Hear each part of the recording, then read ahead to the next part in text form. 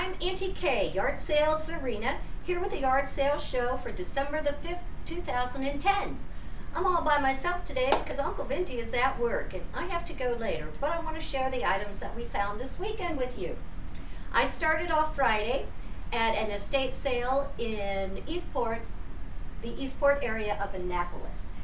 There I found two wonderful, neat old irons. They actually have names on them. This one says Jake's. The other one, we couldn't make out. We tried the trick putting the paper over using a crayon. We still can't make it out. It's Keller or Miller, something like that. We can see L-L-E-R at the end, and there's two letters in front of it. So if anybody knows, let me know. Also found 3 pieces of vintage jewelry. This thing right here, which is either beads, we don't know if it's wood or stone, but it does need either some polishing or varnish or something to shine it up. Really nice, has a nice, neat metal strand and clasp. Then I got just these nice little purpley beads. They need a clasp. I can put that on, that's easy to do. And then these are lovely gold and pearl earrings. I think I paid $2 each for these. Fabulous, love it, will wear it. Another thing I got were 2 baseball caps. One that I'm wearing that says Arkansas Razorbacks, and the other one is from the Naval Academy. It says U.S. Naval Academy established 1845. Love those. This one's for Uncle Vintie. This one is for me because I didn't know this at the time, but when I got home I found out it's not adjustable. It has a size on it. It is size 6 7/8, and it fits me perfectly. So if you want to send me a cap or a hat, 6 7/8 is my size. All right, I believe that's all I got there. The next morning we went to another estate sale in another area of Annapolis. We got there early, but there were a lot of people in front of us. We were number 20 or 25, something like that, and people were grabbing things like crazy. They had wonderful items. I'm really sorry I didn't get up earlier and stand out in the cold longer. But I did find some great items. I got this really nice jug. It's an old antique jug. This is a half-gallon. They tend to be more expensive because they're easier to collect than the big old 5-gallon jugs. It's in beautiful condition, and I love that. I paid $10 for it. I guess I forgot to tell you prices. The irons, $7.50 each. That's a good price. And I told you the jewelry, the jug was $10. I also got another jug. This one looks wonderful, doesn't it? Well, I got it home, and it's from a company called Salmon Falls Stoneware. Salmon Falls Stoneware in Dover, New Hampshire. And it looks fabulous, in great condition, because it's relatively new. I believe this company started in 1983, so you would refer to this as art pottery, but I really like it. It'll look nice in my collection. I paid $35 for it. It's probably only worth about $50, maybe a little more, but a jug like this, antique in this condition, $300 easy. Okay, I got a bunch of wood things there at that estate sale. I got this neat old spool, paid $5 for it. Really nice, neat old antique spool. I have several of those that will go well with that. Let me see. I also got this really neat old dough bowl. Dough bowl. It's for kneading your dough and letting it rise. This one smells fabulous. They must have had potpourri or something in it. I really do like this. The dough bowl, hang on a minute so I remember how much I paid for the dough bowl. I don't have Uncle Vintie here to remind me. $20 for the dough bowl. These things are worth, this would sell for $100 on eBay easily. It's beautiful. And then this is what they call a butter spreader.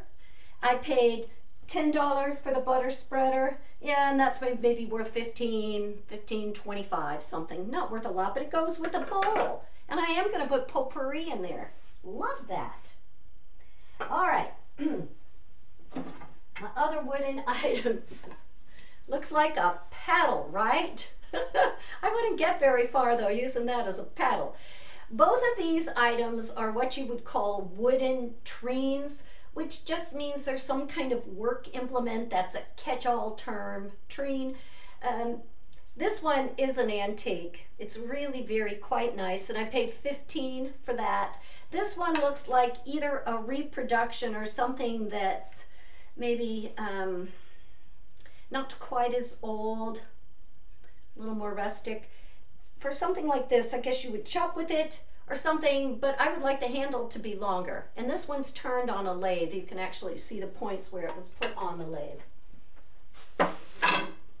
All right.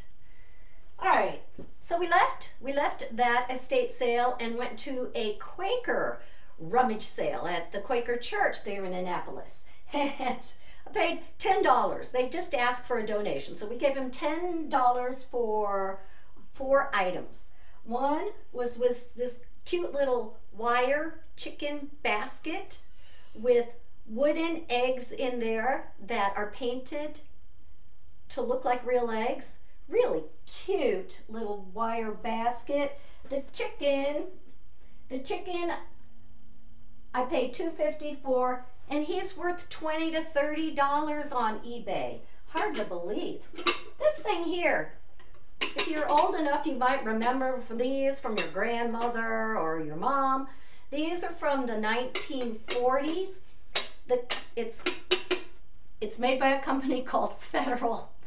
It's a refrigerator container. So you would put your food in there and store it in the refrigerator. You can see the lid doesn't sit on very well. So, but you know, I think I'm going to keep this. I'm just going to put some plastic wrap in there and stick the lid on the top, and I think it'll work fine. $2.50 for that. Let's see, the Federal glass, I looked on eBay, $12 to $20 for that. Then an old Bromwell sifter. Again, I paid $2.50 for it. It's not worth that much. What did I find? $6 to $10. But you know, my mom had one of these, so I kind of like it, and it does work. I could use it. I probably won't, but I could. And then this cute little thing. It's a nutmeg grater. Again, $2.50. I just divided the 10 by 4. $2.50 for the nutmeg grater. And the nutmeg grater is worth $5 to $10. I think you would refer to most of this stuff as kitchenalia, and a lot of people do collect old kitchen, either vintage or antique items. All right, then we had one last stop. And I stopped there because they had some photos online and they had this fabulous, neat old toolbox. Well, the guy in front of me, he shouldn't have been in front of me, but he pushed his way in front of me and he ran in and he grabbed that box. So I thought, oh no, I lost the box. But the person selling wanted $150 for the box. So none of us bought the box. I'm not sure if they went back the next day and tried to negotiate, but he wasn't negotiating that day. So what I did find there was this thing. Looks like a bookend. I'm sure you can't see from there, and I don't know how far to walk in, but it's cast iron, and it's got a tiger and a snake on it. And if you look in the back, that's what it says. It says copyright 1928, tiger and snake. Well, I looked this up, and this came from a company called the Connecticut Foundry in Rocky Hill, Connecticut. Rocky Hill, Connecticut. I have all the information written down here on my tally sheet. Rocky Hill, Connecticut. The company was in business from 1919 to 1983. They made a number of cast iron items. A lot of them were functional, things like piston ring moldings and the burners for the old gas stoves or ranges, lawnmower parts, things like that. But in the late 20s, early 30s, they also made decorative items like these bookends and some plaques. Well, I actually saw a set of these on a website that had sold for $225. I paid $5 for this. I don't have the pair, I just have one, but I'm still thinking easily $50 on this, which made this little thing the find of the day. So that's it. Those are the yard sale finds for December the 5th. We'll be back next week, hopefully with more yard sale finds. I do want to say Uncle Vintie has been really disappointed that there haven't been any tools the past few weeks, but just you wait, he'll find some soon. See you next week.